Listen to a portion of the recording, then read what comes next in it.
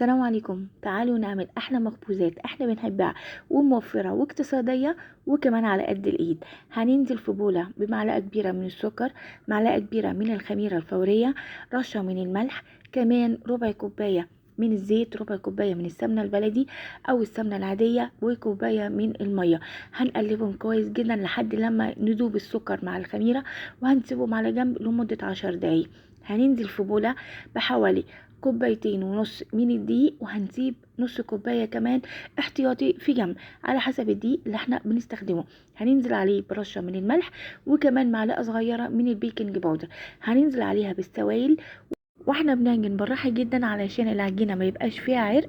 هنلم العجينه واحده واحده، ولو احتاجنا حبه دقيق هننزل بيهم لحد ما نخلص الكميه. وبعد كده لما نخلص العجينه هنسيبها ترتاح شويه وهنغطيها ونسيبها حوالي ربع ساعه. بعد كده هنجيب طبق ننزل عليه بحبه البركه، كمان حبه سمسم وكمون حصى.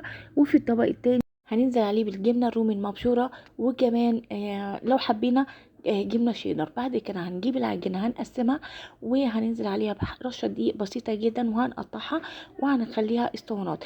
بعد كده هنلف العجينه دوريات او نخليها رول. لما بتبقى طويله هنقطعها على حسب الكميه اللي احنا عايزينها وعلى حسب المقاس اللي احنا عايزينه. بعد كده هنقطعه وهنعمله اسطوانات، وهنعمله كمان دوريات، وممكن كمان نعمله على اشكال. هننزل عليه بحبة البركة، هننزل عليه بالجبنة الرومي.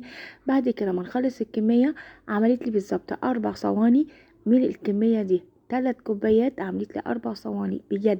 توفير التوفير، حاجة كده طعمها حلو جدا، وبالسمنة البلدي وبايدينا. هندخلها درجة الحرارة 180، هيطلع بالجمال ده. هنسيبه في الهواء لمدة 10 دقايق، وبعد كده هيقرمش، وبألف هنا وشفا على قلبكم.